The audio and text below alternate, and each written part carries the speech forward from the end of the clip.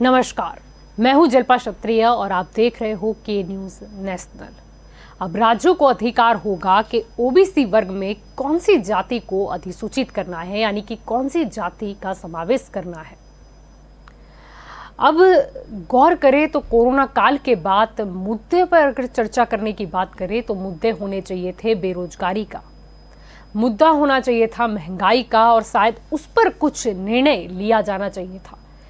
लेकिन अगर हम ओबीसी बिल की बात करें और अगर हम 2022 में जिन जिन स्टेट में इलेक्शन है उसके ऊपर नजर करें तो कहीं ना कहीं एक लाइन नजर आएगी, यानी कि लगेगा कि कहीं ना कहीं जातिवाद का कार्ड खेलने के लिए ही ये बिल लाया गया है, नहीं कि किसी जाति का विकास हो। इसीलिए बस यही हमारा आज का मुद्दा है कि न रोजगार और न रोटी पर कैसे चलेगी जाति की राजनीति, यानी कि लोग अब जातिवाद समीकरण को देखेंगे या फिर ये देखेंगे कि उन्हें रोटी कौन देगा और उन्हें रोजगार कौन देगा। तो यही हमारा चर्चा का विषय है और इस चर्चा में हमारे साथ जुड़ चुके हैं राजनीतिक विशेषज्ञ राजेश ठाकर हमारे साथ जुड़ चुके हैं और कांग्रेस की ओर से डॉक्टर निकुल पटेल हमारे साथ जुड़ चुके हैं। आप दोनों का स्वागत है के न्यूज में। राजेश जी, आपसे शुरुआत करते हैं, क्या कहना चाहोगे? न रोजगार की कोई इतनी बात हो रही है न रोटी की, अब क्या जातिवाद ही अगले चुनाव का मुद्दा रहेगा? क्योंकि कहीं ना कहीं उत्तर प्रदेश, गुजरात, पंजाब, काफी स्टेट में इलेक्शन है, यानी कहीं ना कहीं जातिवाद ओबीसी को आगे करना होगा मत लेने के लिए, इसीलिए ये लाया गया, वो भी सर्वसम्मति के साथ। आज से पहले अगर देखे आप तो रोटी पर राम भारी थे। रोटी की चर्चा होने से ज्यादा राम की चर्चा होती थी। वो राम के नाम पर वोट भी मिल गए, सत्ता भी मिल गई। और राम मंदिर का जो फैसला था, जो अदालत में था, वो भी आ गया, मंदिर बनने जा।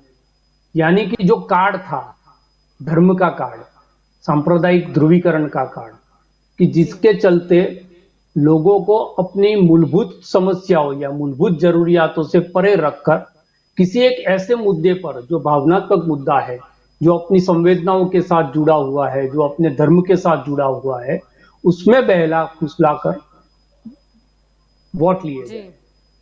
अब वो जो राम का कार्ड था, वो कार्ड अब खत्म हो गया, तो अब जाति के कार्ड की राजनीति शुरू हुई है।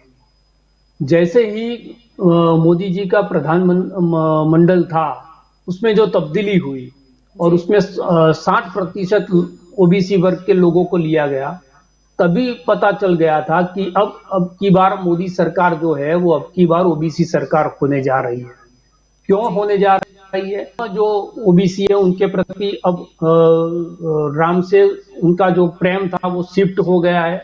वो अगर समझना है तो अब जो 6 या 12 महीने में जहां जहां चुनाव आ रहे हैं, वहां वो प्रदेशों की राजनीति को समझना पड़ेगा जी। यानी कि उत्तर प्रदेश में बहुत बड़ी वोट बैंक जो है वो ओबीसी वोट बैंक है जी।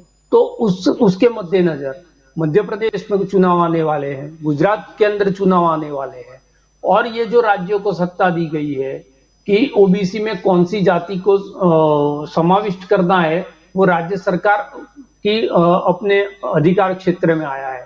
तो आप जानते हो कि यहाँ एक बहुत बड़ा पाटीदार आंदोलन खड़ा हुआ था और उसके चलते चलते पिछली विधानसभा में भारतीय जनता पार्टी, जो एब्सोल्यूट ऐसा कहा जाता था गुजरात में कभी हार नहीं सकती, उसको 3 अंकों तक पहुंचने में बहुत दिक्कत हो गई थी। उसके बाद दल बदलू वाली राजनीति हुई और उसके चलते अभी 100 के ऊपर भारतीय जनता पार्टी चली गई है, लेकिन 100 पर सीमित हो गई। तो वो जो राजनीति है, और उसके बाद आम आदमी पार्टी की एंट्री भी गुजरात में हुई है। गुजरात के परिप्रेक्ष्य में देखे तो उसको भी कहीं ना कहीं मैनेज करना है।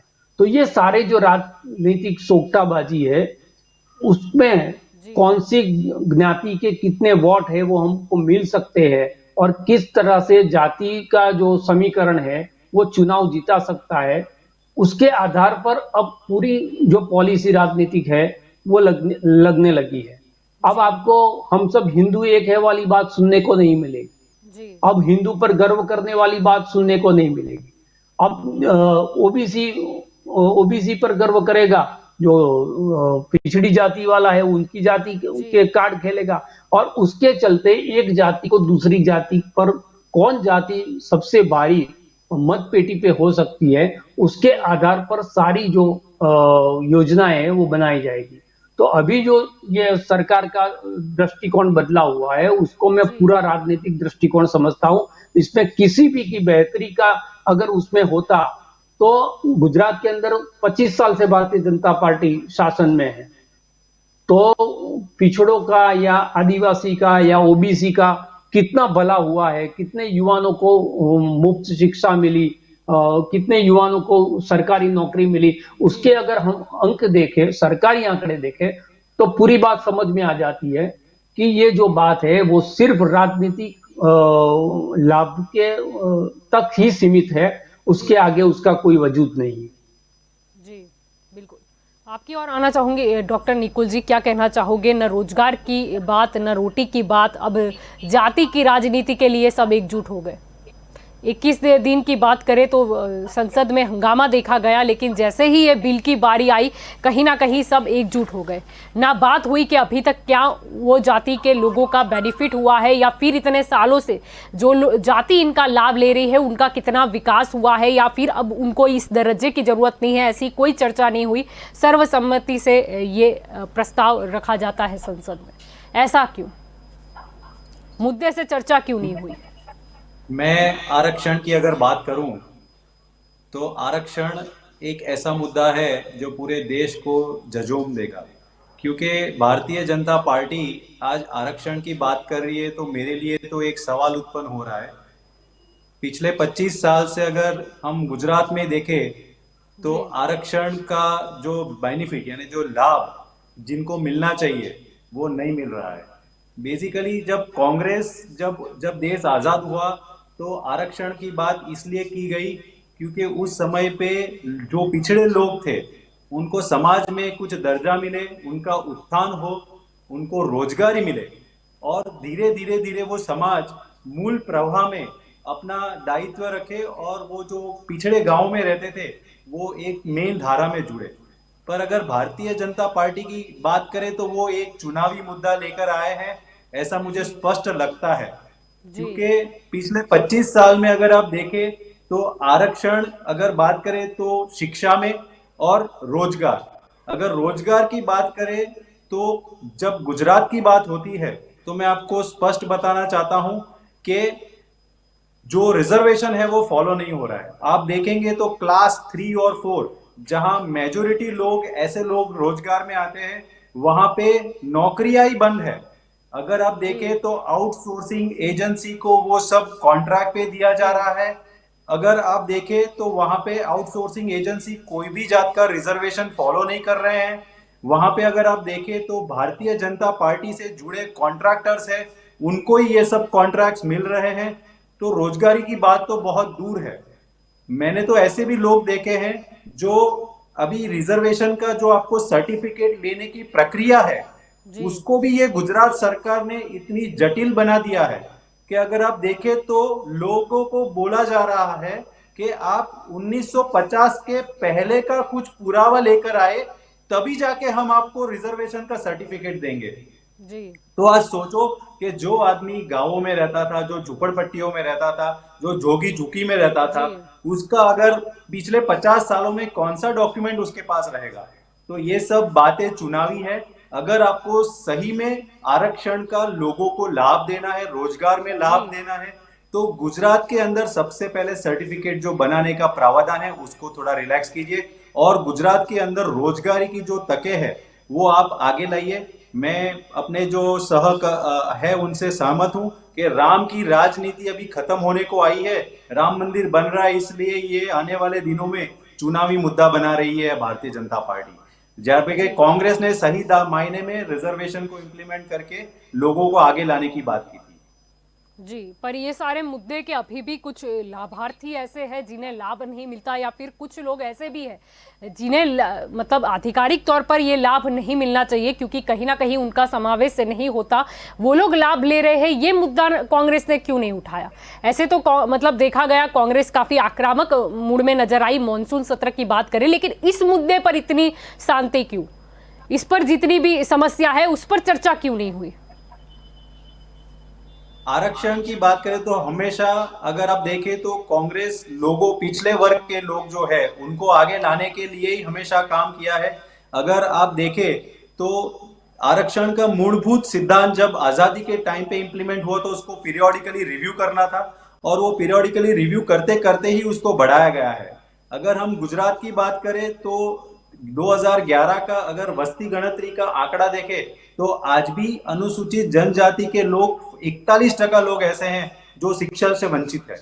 तो जो रिजर्वेशन जरूरी है, आज देखो कि समृद्ध होने में भी समय लगता है और कांग्रेस को ये लगा है कि आज की तारीख में भी जो लोग गांव में हैं, पिछड़े वर्ग के लोग हैं, उनको आगे लाने में उनका योगदान होना चाहिए।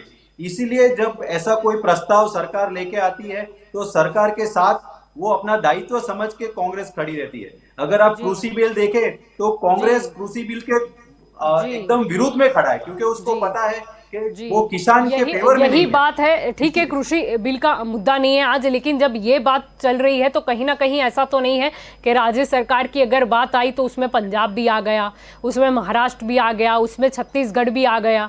यानी कहीं ना कहीं बेनिफिट तो हर पार्टी को है। ठीक है, कौन कितनी खींच ले रोटी, वो उनकी बात है, कौन कितने मत ले जाए। राजेश जी, आपकी ओर आना चाहूंगी। आपको क्या लगता है कि हमने मॉनसून सत्र में देखा कि काफ़ी मुद्दों पर बहस छिड़ी। हमने राहुल गांधी को साइकिल पे भी देखा, हमने राहुल गांधी को ट्रैक्टर पे भी देखा, हमने कई मतलब आक्रामक मूड देखे।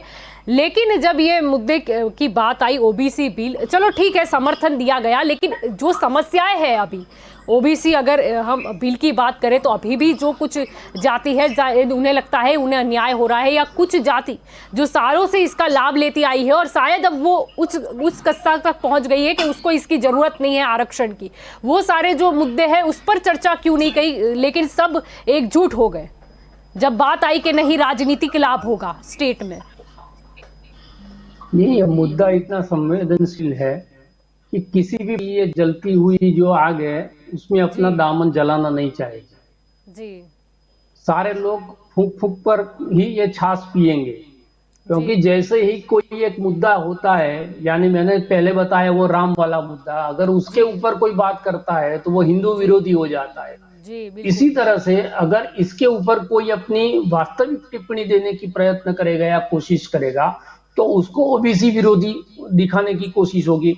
और बहुत बड़ा वोट बैंक हम जानते हैं कि देश के अंदर ओबीसी वोट बैंक है, क्योंकि धीरे धीरे करके 146 कास्ट जो है वो जी ओबीसी के दायरे में ला दी गई।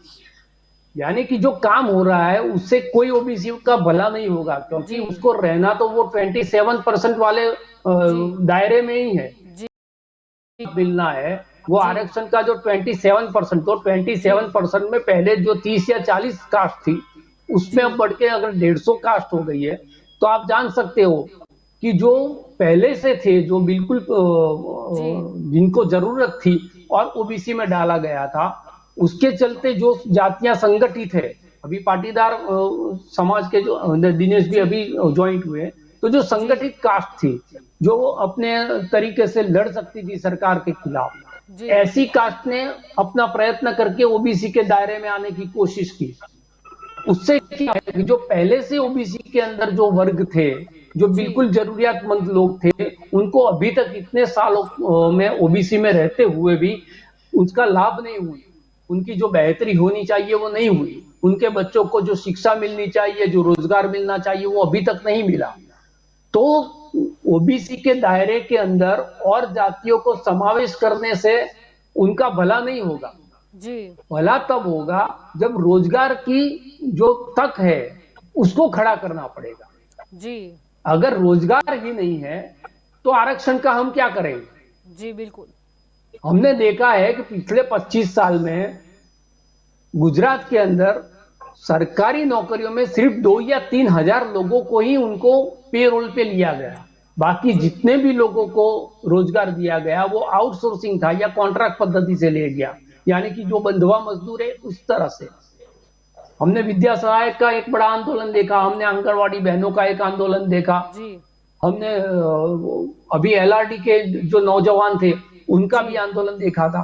तो रोजगार पाने के लिए पहले तो जी एग्जाम कंडक्ट होने के बाद पेपर का लीक हो जाना, पेपर लीक जी हो जाने के बाद वो एग्जाम फिर से हो, इसके लिए उसकी जद्दोजहद, एग्जाम हो जाए उसके बाद उसके नतीजे महीनों और सालों तक नहीं आते, फिर उसके लिए संघर्ष, और वो सब हो जाने के बाद भर्ती प्रक्रिया हवा हो जाती है। तो ये जो सिस्टम है, वो सिस्टम के बीच में अगर बच्चे अपनी रोजगार ढूंढे तो कहाँ? जी 100% अगर आप आरक्षण कर दोगे, उसके बावजूद भी अगर सरकार रोजगार की नई नई तक पैदा नहीं करेगी, जी, तो आरक्षण और का क्या? रोजगार, हाँ, और रोजगार के मूल में क्या है? रोजगार के मूल में है शिक्षा। शिक्षा के अंदर आज का ही रिपोर्ट हम देख के, तो गुजरात स्वरोजगार पैदा करने में देश में उत्तर प्रदेश और बिहार से भी पीछे है। जी हमारे शिक्षा की हालत यह है कि हमारा जो ड्रॉप आउट रेशियो है वो 60% से ज्यादा है। हमारी 8,000 स्कूलें ऐसी है जहां मैथ्स और साइंस के टीचर ही नहीं है। जी हमारी 6,000 कंप्यूटर लैबों को बंद कर दिया गया है, उनके जो कंप्यूटर थे उसको ये ई वेस्ट में निकाल देना पड़ा है। तो जहां शिक्षा का इंफ्रास्ट्रक्चर नहीं है, जहां रूरल एरिया के अंदर उनको जो शिक्षा का मूलभूत अधिकार मिलना चाहिए वो अभी तक 25 सालों में हम नहीं ले पाए, नहीं जी दिला पाए, तो जहां शिक्षा नहीं होगी जो रोजगार कहां से होगा? जी और रोजगार में भी दो तरह के रोजगार होते हैं। मैं अगर इंजीनियर हूं और मुझे नौकरी नहीं मिली तो मैं उबेर चला रहा हूं, तो वो मेरा रोजगार नहीं हुआ, जी वो मेरी मजबूरी हुई। सरकार उसको भी रोजगार में खपा रही, जी यानी कि मुझे जॉब नहीं मिलती तो मैं मेरी स्किल को छोड़कर, मैं एमबीए हुआ जी हूं, एमबीए होने के बाद मैं अगर कोई ऐसा काम कर रहा हूं जो मेरी स्किल के मुताबिक नहीं है, लेकिन जी मैं 25-27 साल का नौजवान हूं और मेरे घर के अंदर पैसों की जरूरत है, तो मैं कोई भी काम करूंगा, तो वो डिग्री के अनुकूल काम नहीं है। मैंने जो शिक्षा जी ली है वो शिक्षा के अनुकूल अगर मुझे रोजगार नहीं मिलता तो जी उस रोजगार को भी हम रोजगार नहीं कह सकते। लेकिन जी सरकार जो है, वो जो कॉन्सेप्ट था पकोड़ा तलने वाला, जी वो कॉन्सेप्ट को भी रोजगार के अंदर खपा रहे। जी तो प्राइवेट में जो जॉब है, प्राइवेट के अंदर भी हम देख रहे हैं कि कितना शोषण होता है। सभी को कॉर्पोरेट में जॉब नहीं, यानी जो खानगी संस्थाएं जिनका जी बजट लो होता है, जिनका वर्किंग कैपिटल कम होता है, वहां पर 5,000, 7,000, 8,000, 10,000 के अंदर लोग पीएचडी होने के बाद भी जॉब करने के लिए मजबूर है। जी तो ये सारी स्थितियों को बीच में ये ओबीसी वाला जो मकड़ी जाल है वो जी सरकार बिछा रही है, उसका इससे किसका भला होगा वो मुझे तो पता नहीं चलता। जी बिल्कुल। तो हमारे साथ जुड़ चुके हैं पाटीदार नेता दिनेश बामनिया। दिनेश जी, सबसे पहले तो स्वागत है आपका के न्यूज़ में। शायद आपका ऑडियो म्यूट है तो उसे अनम्यूट कर देना, पीसीआर की तरफ से आपको सूचना है। और दिनेश जी, आपसे सवाल मेरा ये रहेगा कि अगर हम राजनीतिक पार्टियों की बात करें जो देश में राजनीति करती ही है, लेकिन अगर हम आपकी ही बात कर ले तो आप भी कभी किसी आंदोलन का हिस्सा हुआ करते थे। अब आपको क्या लगता है कि अब जब राज्यों के पास ये सत्ता आ गई है, ये अधिकार आ गया है, तो क्या होगा आगे? पाटीदार समाज की जो मांग थी उसका क्या होगा? या फिर अगर हम बात कर ले कि 10 साल से जिन जातियों को ये बेनिफिट मिल रहा है, अगर उनका विकास हो गया है तो उसका कोई सर्वे क्यों नहीं होता? जी दिनेश जी। देखिए, आरक्षण में जो आज 102 का अमेंडमेंट था 28 मई 2018 का, जो पार्लियामेंट ने पास किया था, यही गवर्नमेंट थी, यही लोगों का डिमांड कि आरक्षण का जो स्टेट पावर था वो सेंट्रल को दिया जाए। लेकिन जो 2 साल में इतना इसका विरोध हुआ, ओबीसी कम्युनिटी के और आरक्षण पाने वाले लोगों ने इसका विरोध की वजह से गवर्नमेंट को ये परसों फिर वापस बिल लाना पड़ा। ये इसमें कोई नई बात नहीं की है, जो स्टेट गवर्नमेंट के पास पावर थे उसी पावर को दोहराया गया है। लेकिन अभी ये बात क्लियर हो गई कि इसका पॉलिटिकली यूज हो रहा है। जैसे जैसे इलेक्शन आ रहे हैं उसी टाइम पे ये सब जो प्रोपेगेंडे होते हैं वो आ जाते हैं मार्केट में। लेकिन जो अभी मेरे आगे के सहयोगी ने जो बताया वो बात क्लियर है कि गुजरात हो, चाहे पंजाब हो, चाहे महाराष्ट्र हो, चाहे राजस्थान हो, सभी स्टेट में आज लोग आरक्षण की डिमांड कर रहे हैं। जी आरक्षण का जो प्रॉपर एजेंडा था, जो मूलभूत एजेंडा था, जो लोकशाही के पहले भी लागू किया गया था, जैसे 1902 में, तो उसका था कि जो शोषित और पीड़ित वर्ग है उसको अप कैसे किया जाए। लेकिन आज तो वो वोट बैंक के सिवाय कुछ काम नहीं हो रहा है आरक्षण का, चाहे किसी भी आरक्षण हो, चाहे एसटी एससी का हो या ओबीसी का हो या चाहे ईडब्ल्यूएस का हो। लेकिन अभी ये जो कल का बिल आया है उसमें कोई किसी को भी खुश होने की जरूरत नहीं है, क्योंकि ये तो एक प्रपोज एजेंडा था ही। मंडल कमीशन का जब 79 में गठन हुआ, मंडल कमीशन की सिफारिश हुई और उसी टाइम पे जब 83 में जी ये लागू करने की बात हुई तो किसी भी पॉलिटिकल पार्टी ने ये बात नहीं मानी थी। ओनली फॉर स्टेट के गुजरात के माधव सिंह सोलंकी ने उस टाइम पे ये आरक्षण लगाया था 10%। उसको भी गादी वो बोलते हैं सत्ता छोड़नी पड़ी। तो आज ये आरक्षण पॉलिटिकली एजेंडा बन गया है, किसी भी पार्टी के लिए हो, चाहे ये जी भाजपा के लिए हो, कांग्रेस के हो या किसी भी विपक्ष के दल के लिए हो।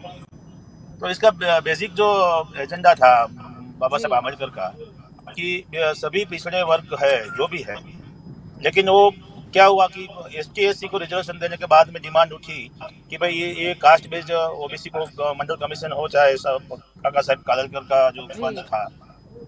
लेकिन आज तक आपको एक भी कास्ट हो या चाहे कोई भी रिजर्वेशन के कोटा में आने वाले लोग हो, उसका आज 65 ईयर के बाद भी आज आप ये नहीं दे सकते कि किसी का भी विकास हुआ।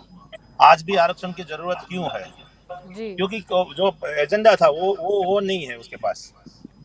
तो इसमें मूलभूत सुझाव ये है कि किसी भी आरक्षण मिलने वाले लोगों का जी एक बार फिर से जायजा किया जाए और जो बेनिफिट लेने वाले लोग की जो जरूरत है उसको दिया जाए।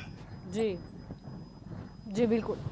आपकी तरफ आना चाहूंगी निकुल जी, क्या कहना चाहोगे जब Yes. बात हो रही है सर्वे की, अब जब राज्यों को फिर से ये पूर्ण ये अधिकार दिया गया है कि वो ही अब फिक्स करेंगे, मतलब डिसीजन लेंगे कि ओबीसी में कौन सी जाति को शामिल किया जाए या फिर कौन सी जाति को अब हटाया जा सकता है, तो कांग्रेस शासित जो राज्य है उसमें सर्वे किस तरीके से होगा?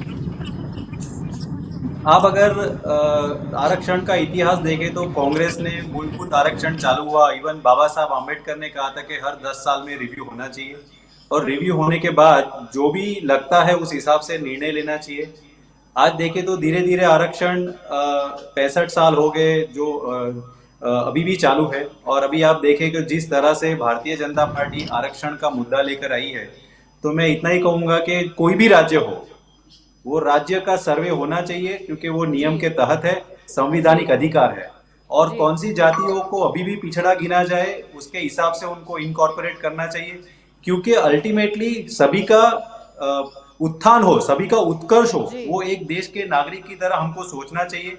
और अगर रोजगार की हम बात करें तो जी कांग्रेस की टाइम पे अगर आप देखें तो नेशनल इंपॉर्टेंस वाले जो यूनिट्स है, जैसे आप देखें तो आईपीसीएल था, इंडियन रेलवेज था, बीएसएनएल था, ऐसे बड़े बड़े साहसों को कांग्रेस ने स्थापित किया है और रिजर्वेशन को इंप्लीमेंट करवाने के लिए उन्होंने पूरा सहयोग किया है। लेकिन अगर आप देखें तो आज वो सब बेचने लगा है, बीएसएनएल की हालत खस्ता है, इंडियन रेलवे जो सबसे बड़ा रोजगार देने वाला आज तंत्र है उसमें भी प्राइवेटाइजेशन हो रहा है। तो मुझे तो विश्वास नहीं हो रहा है कि ये प्राइवेटाइज होने के बाद जो आरक्षण की ये सरकार बात कर रही है, सही मायने में उसको इंप्लीमेंट करके लोगों का उत्थान के लिए और उत्कर्ष के लिए काम में लगा पाएगी। क्योंकि लोगों, आप बोले तो पिछले 60 सालों में या 50 सालों में जो भी जातियों को आरक्षण दिया है उसमें से डेफिनेटली 40-50% लोग आगे बढ़े हैं और आज अगर उनका रहना सहन देखे तो उनको उसका फायदा हुआ है। लेकिन आज मैं जैसे बोल रहा हूं 25 साल से गुजरात में आरक्षण के नाम पे कुछ काम नहीं हो रहा है, रोजगारी नहीं है, क्योंकि सभी कॉन्ट्रैक्ट और आउटसोर्सिंग एजेंसी को दिया जा रहा है। तो सही मायने में अगर आरक्षण को इंप्लीमेंट करना है तो रोजगार की जो तक है उसको यानी भी आगे लाना आरक्षण की बात कर दो, लेकिन फिर कुछ सिचुएशन ऐसी लाओ कि उतनी रोजगार की तक मिले ही नहीं तो वो आरक्षण का मुद्दा ही ना आए। जी राजेश जी, तो आपकी ऐसा और अगर ये सोच के अगर मैं बोलता हूँ कि भारतीय जनता पार्टी की सरकार अगर ऐसा बोल रही है कि मैं इंडियन रेलवे को प्राइवेटाइज नहीं करेंगे, बीएसएनएल को वापस खड़ा करेंगे, एचपीसीएल बीपीसीएल को जो अभी उनका स्टेक सेल की बात कर रहे हैं वो नहीं करेंगे, तो ये बात अच्छी होगी। पर अगर एक बाजू ऐसा बोलते हैं कि हम लोग सब प्राइवेटाइज कर देंगे, less government and more governance की बात करके ये करेंगे, तो प्राइवेट वाले कभी भी आरक्षण इंप्लीमेंट नहीं करेंगे। अगर सरकार को चाहती है कि सही मायने में लोगों का उत्कर्ष हो, उत्थान हो, तो बिल लाए कि हर एक प्राइवेट को भी इस आरक्षण में प्रावधान में लाना चाहिए, जी, तभी यानी जाके कांग्रेस हर क्या एक जाति को मांग तो फायदा करेगी ये? पहुंचेगा। कांग्रेस ये मांग करेगी Definitely क्योंकि करेगी। ज्यादातर विपक्ष के द्वारा तो ये मांग की गई है कि जो 50% का जो मतलब मर्यादा है, जिस कुछ ओबीसी संगठन भी मांग कर रहे हैं कि वो जो मर्यादा है उसको हटाया जाए, और कहीं ना कहीं विपक्ष भी इसमें हामी भरता आया है। तो मुद्दा ये रहेगा कि प्राइवेट सेक्टर में भी प्रावधान हो, या मुद्दा ये रहेगा कि वो 50% वाली मर्यादा हट जाए? आप मुझे पूछ रहे हैं? जी हाँ। निकुल जी। नहीं, जैसे सुप्रीम कोर्ट का गाइडलाइन है कि 50% से ज्यादा आरक्षण नहीं होना चाहिए, तो वो बात से अगर हमारा माननीय सुप्रीम कोर्ट जो संवैधानिक अधिकार के तहत कुछ कहता है तो हमें वो मानना पड़ेगा। लेकिन आपको रोजगार बढ़ाना है अगर, और आरक्षण का सीधा फायदा वो पिछड़ी हुई जाति को लिए लाना है, तो आपसे सबसे पहले गवर्नमेंट का इन्वॉल्वमेंट बढ़ना चाहिए, जाहिर साहसों का इन्वेस्टमेंट होना चाहिए। आपने देखा आईपीसीएल को प्राइवेट करके रिलायंस को दे दिया, अपना सब एयरपोर्ट्स था, एयरपोर्ट अथॉरिटी ऑफ इंडिया के पास था, वो अभी अदानी के पास चला गया। तो अगर हम ऐसा ही करते रहेंगे या फिर भारतीय जनता पार्टी ऐसा ही करता रहेगी तो रोजगार का तक नहीं बढ़ेगा। इसलिए 50% की आरक्षण मर्यादा में रोजगार की अपॉर्चुनिटी बढ़ाने का काम सरकार को करना चाहिए। सिर्फ एमओयू करके और बड़े बड़े प्रोग्राम्स करके वो अप्रेंटिसशिप को रोजगार देके ऐसा नहीं बताना चाहिए कि हम लोग रोजगार बढ़ा रहे हैं। ऐसा मेरा स्पष्ट मानना है। जी बिल्कुल। राजेश जी, आपकी ओर आना चाहूंगी। पहले देखा गया कि भाजपा हमेशा से विकास विकास विकास करती आई है, लेकिन अब कोरोना काल के बाद लगा है कि कहीं ना कहीं महंगाई और बेरोजगारी भारी पड़ जाएगी, और वो हिंदू मुस्लिम वाली जो बात है वो नहीं चलेगी, क्योंकि राम मंदिर का भी मतलब सुखद जो वो विवाद था उसका अंत आ चुका है। यानी अब आए कि नहीं ओबीसी पे आ जाते हैं, मंडल की राजनीति पे आ जाते हैं, यानी मुद्दों से भटका के अब जातिवाद, यानी वो राम के सामने हनुमान कह ले, यानी कि अब हिंदू मुस्लिम नहीं होगा, लेकिन आपस में सारी जातियां की लड़ाई होगी, और उसमें से फैसला लिया जाएगा कि कौन सी जाति का प्रभुत्व कितना है, परसेंटेज किस राज्य में कितना है, और उनके कौन से नेता को अपने साथ ले ले। यानी बात अब ये मुद्दों पर होगी।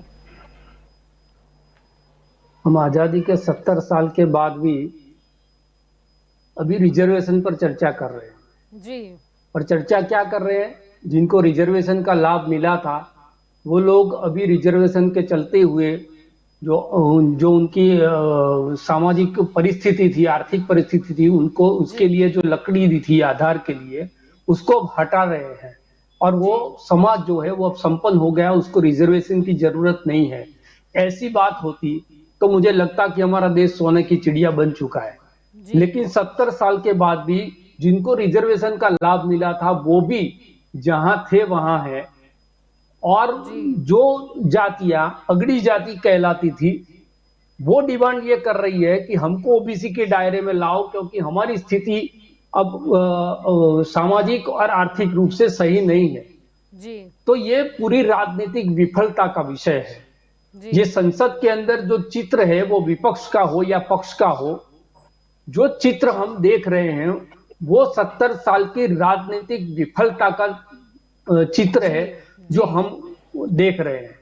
क्योंकि जो भी सरकारें थी जिन्होंने जिस कारण से रिजर्वेशन लाए थे, जो लोग ऐसे थे कि जिनको मुख्य धारा में लाना जरूरी था जी, उनको लाने के लिए जो रिजर्वेशन की कल्पना बाबा साहेब आम्बेडकर ने की थी, जिस डिजाइन के साथ की थी, जिस उद्देश्य के साथ की थी, और जिस सिद्धांतों के चलते इस संविधान के अंदर उसको रखा गया था, उस सभी को ताक पे रखकर सिर्फ उसको राजनीतिक लाभ या राजनीतिक गैरलाभ के दृष्टिकोण से देखने की वजह से आज न उनका भला हुआ है, न रिजर्वेशन का लाभ जो नहीं ले रहे थे उनका भला हुआ है। तो अभी जो भी राजनीतिक पंचायत हमारी दिल्ली में चल रही है उसमें जो भी लोग हैं उनको विमर्श ये करना चाहिए कि इतनी साल की हमारी दीर्घकालीन राजनीति, या पक्ष में रहे हो या विपक्ष में रहे हो, उसके चलते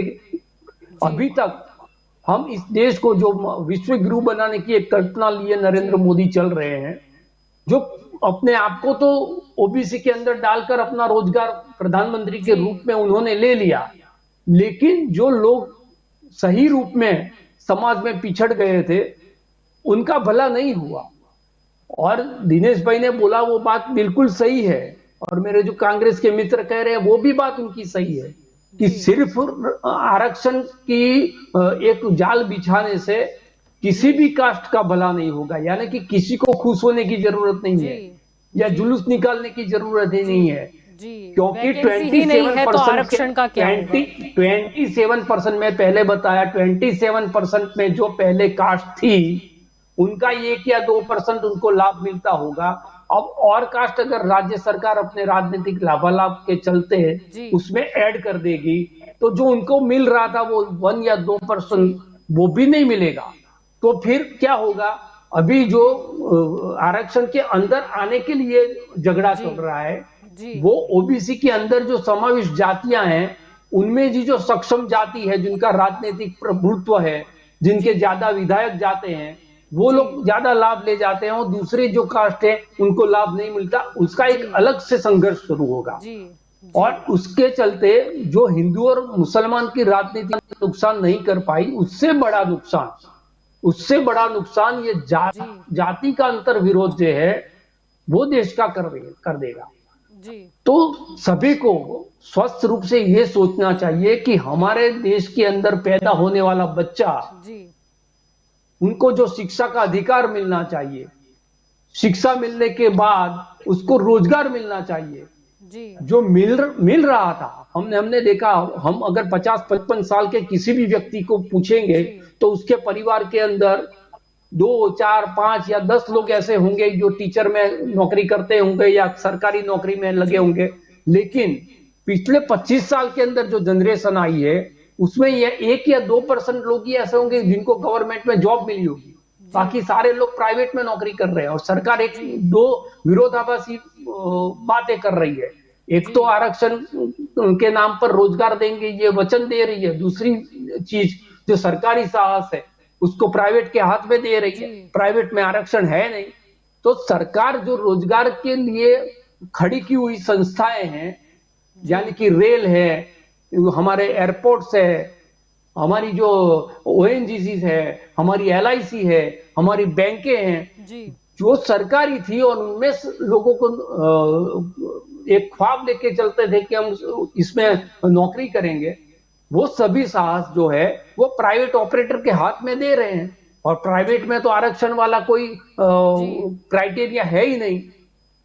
तो सरकार बिल्कुल राजनीति कर रही है, क्योंकि वो एक तरफ से पूरे अपनी जो जिम्मेदारियां हैं, प्रशासनिक जिम्मेदारी, उससे अपनी जान छुड़ा रही है, और दूसरी तरफ लोगों को ये दिखा रही है कि हम आपका भला करने के लिए आपको एक छत्र दे रहे हैं, हम आपको कुछ ऐसा दे रहे हैं जिससे आपका भला हो जाएगा। यानी ख्वाब की एक और दुनिया सजा रही है।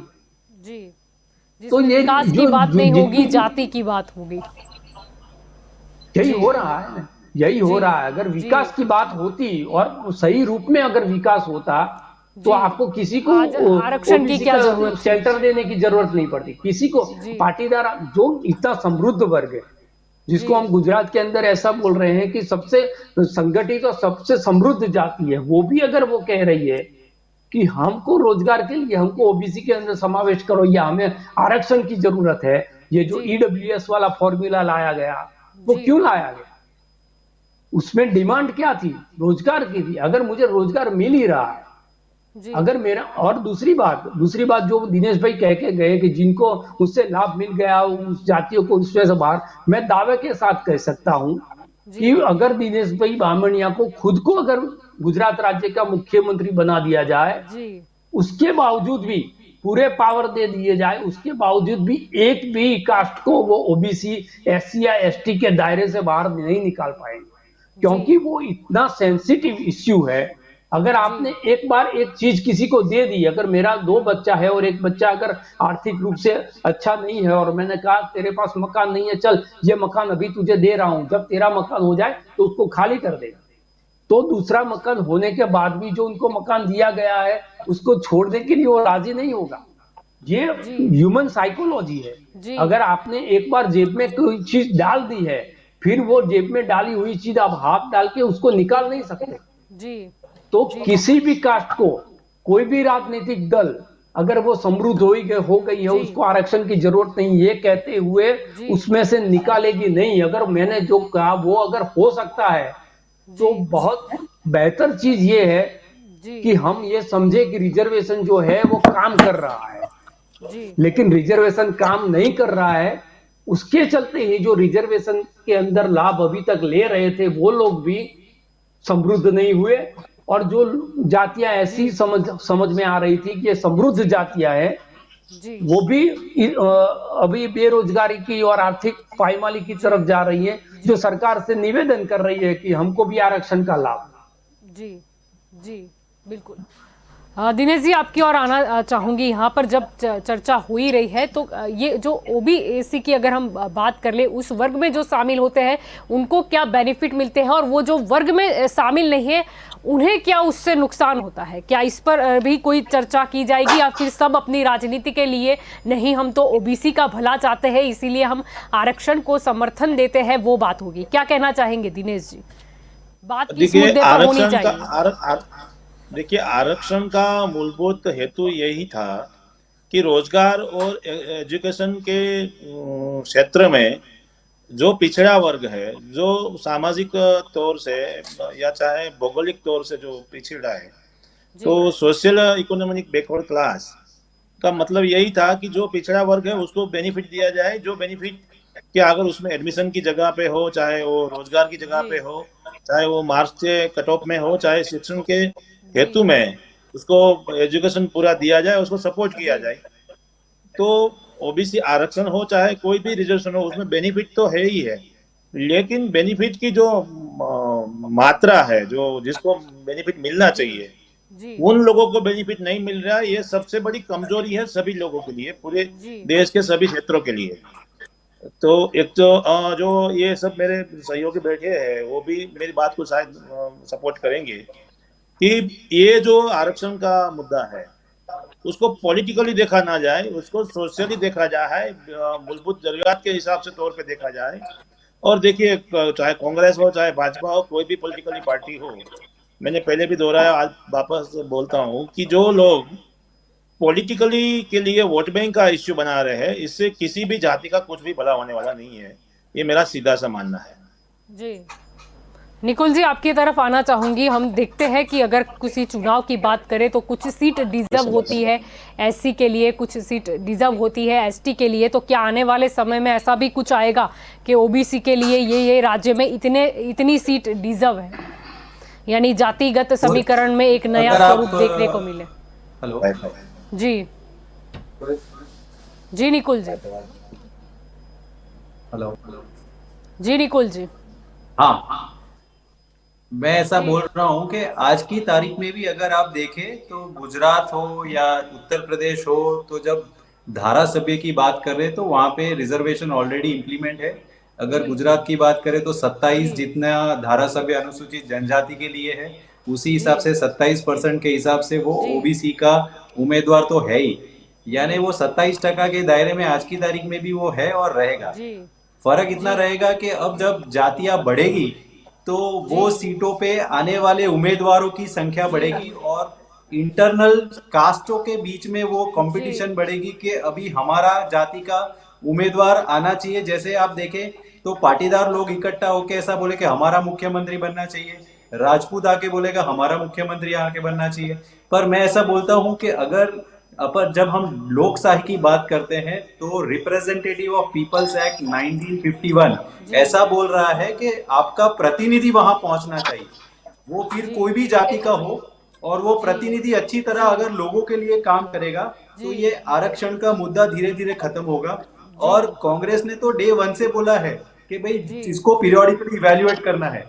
और मैं राजेश सिंह से बताना चाहूंगा कि जो लोग पिछले तबके के थे वो धीरे धीरे आगे बढ़े हैं, और पिछले 50-60 सालों में अगर देखें तो वो जो लिटरेसी रेट पहले 1961 में 8% था वो बढ़ के 59% हुआ है। तो डेफिनेटली एजुकेशन का स्तर बढ़ा है और रिजर्वेशन की ये वजह जो से ही लोग ज्ञातियों ऊपर का आ पाए। विकास हो चुका है उसको वो वर्ग में से बाहर निकालने की पहल कौन करेगा? मतलब कांग्रेस शासित भी राज्यों की अगर हम बात कर ले तो एसईबीसी का जो रिजर्वेशन है उसके अंदर ऑलरेडी प्रावधान है कि क्रीमी लेयर और नॉन क्रीमी लेयर, ऐसा जो प्रावधान है उसके अंदर स्पष्ट है कि जिसका आवक मर्यादा एक समय आवक के ऊपर है तो उसको क्रीमी लेयर में यानी ओपन में गिना जाता है, जो जी। भले वो जाति के अंदर हो, और एक आवक मर्यादा के नीचे है तो उसको नॉन क्रीमी में लिया जाता है और उसको उसको रिजर्वेशन का फायदा मिलता है।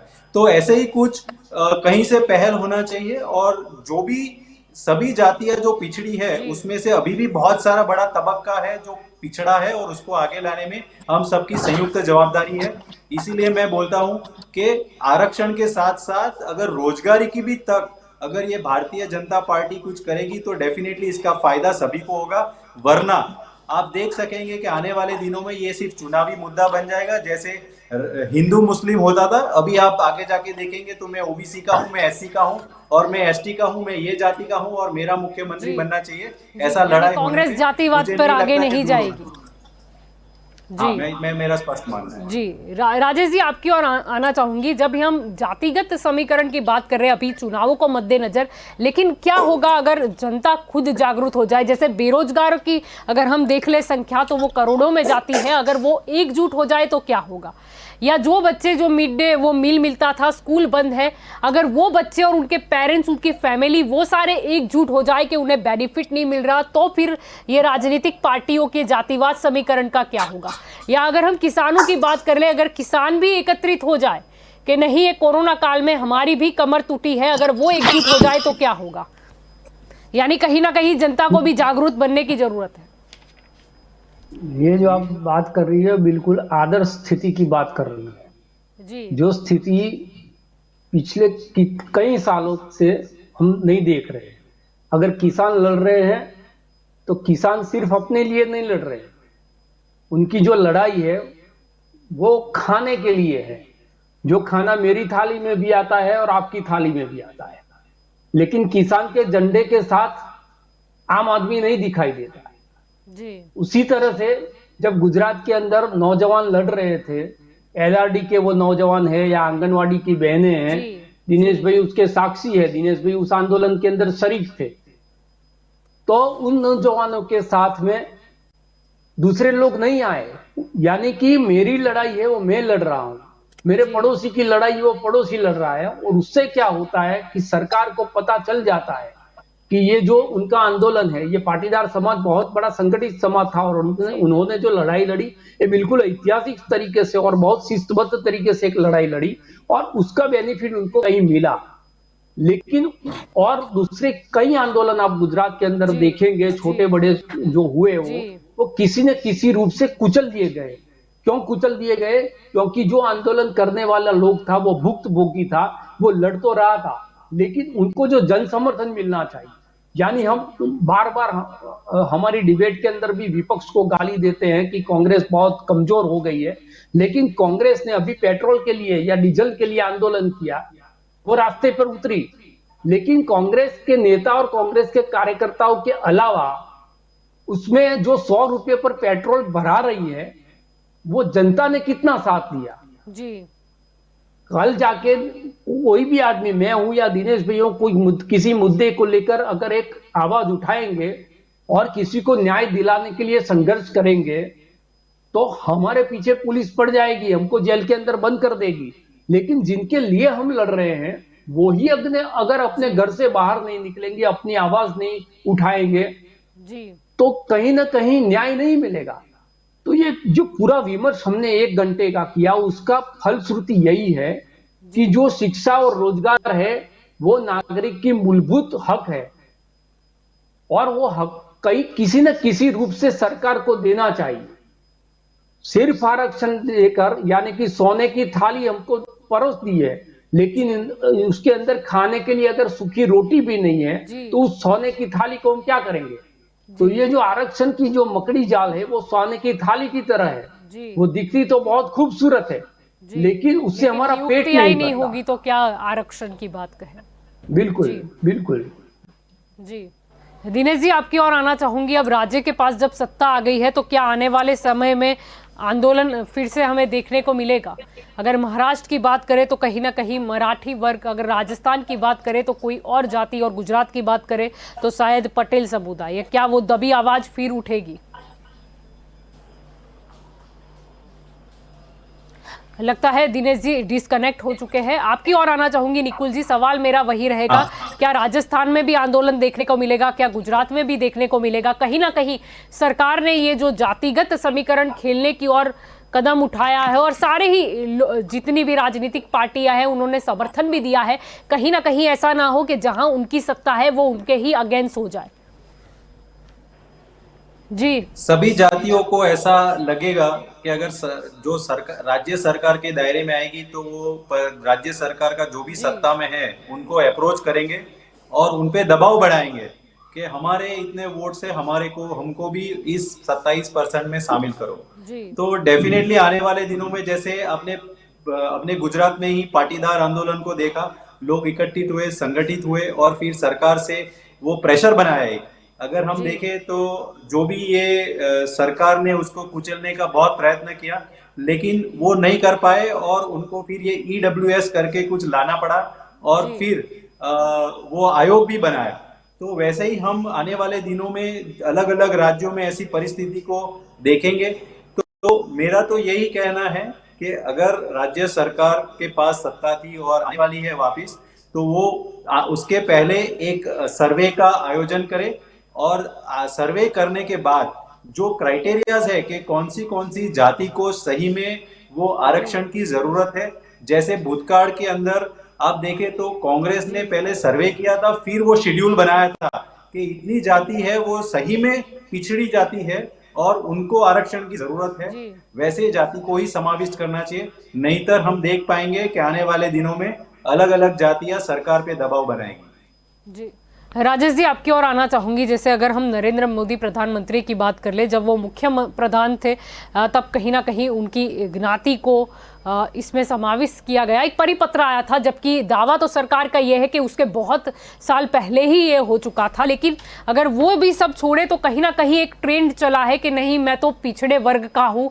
यानी सहानुभूति के लिए राजनीतिक लोगों को अब जरूरत पड़ने लगी है वो ओबीसी टाइटल की। क्योंकि प्रधानमंत्री को भी महाराष्ट्र की अगर बात करें तो एक रैली में बोले थे कि मैंने भी काफी अन्याय सहन किए हुए हैं, मैं भी पिछड़े वर्ग से आता हूँ, यानी एक ये नया ट्रेंड चला है कि नहीं हम पिछड़े जाति की है तो हमको सहानुभूति मिल जाएगी। नहीं, प्रधानमंत्री ने पिछड़ी जाति के होते हुए कौन से अन्याय वो मुझे समझ में नहीं आता जी, क्योंकि उनकी शिक्षा जो है, अगर शिक्षा उन्होंने खत्म कर दी होती अपनी शिक्षा खत्म करने की आयु में और सरकारी रोजगार लेने के लिए गए होते, प्रयत्न किया होता और वहीं कहीं पर उनको रोजगार नहीं मिलता तो वो शिकायत कर सकते हैं कि मैं पिछड़ी जाति का होने के कारण मुझे ये नहीं मिला।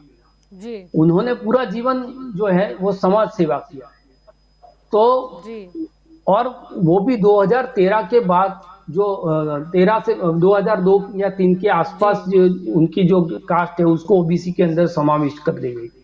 और वो भी जो चाल थी वो राजनीतिक चाल थी, क्योंकि देश की राजनीति अगर उनको करनी थी तो उनको पता था कि देश की राजनीति करने के लिए भी ये एक पिछड़ी जाति का कार्ड होना जरूरी था।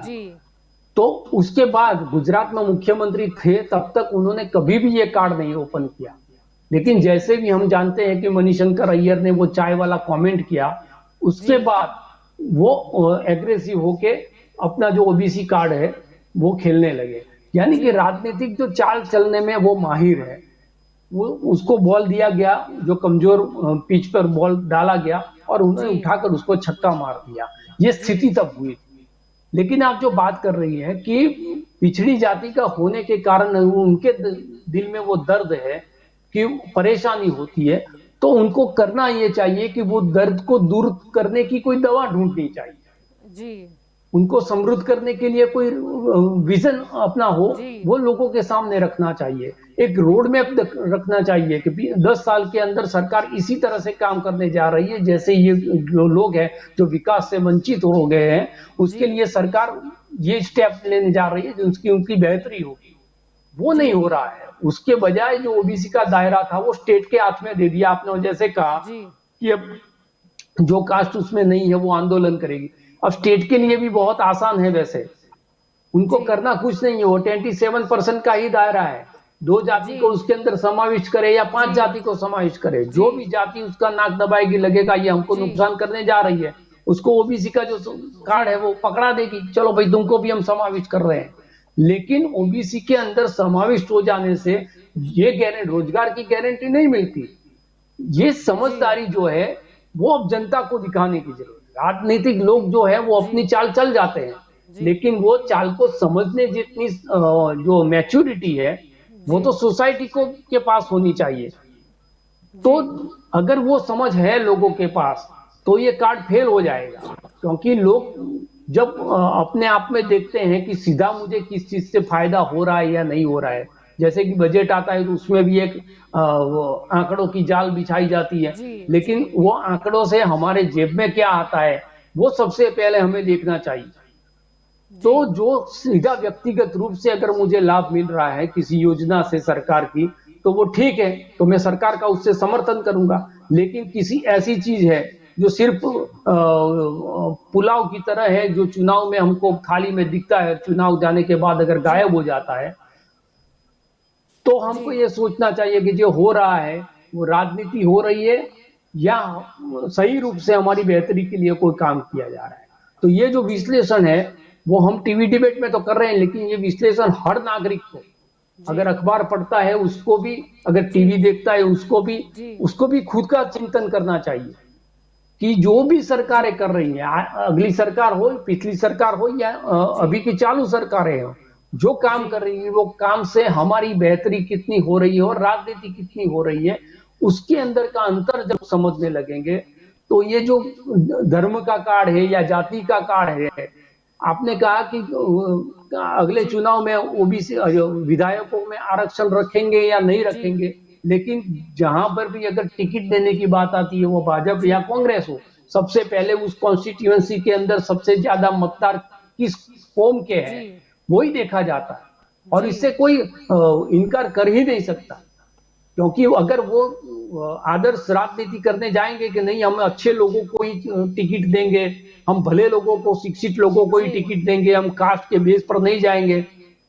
तो चुनाव में वो पार्टी पीट जाएगी। वो भी वास्तविकता है, क्योंकि लोग जो है राजनीति करते क्यों है कास्ट के आधार पर, क्योंकि लोगों की मानसिकता भी वही है, जातिवादी मानसिकता है कि मेरा पटेल है तो मैं पटेल को वोट दूंगा, मैं ठाकुर समाज है तो ठाकुर को वोट दूंगा, मैं ब्राह्मण हूं तो मैं ब्राह्मण को वोट दूंगा।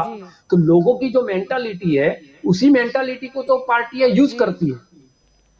तो जो राजनीति लोग कर रहे हैं वो भी कहीं ना कहीं जो सोसाइटी है उसकी जो मानसिकता है उसका ही रिफ्लेक्शन है।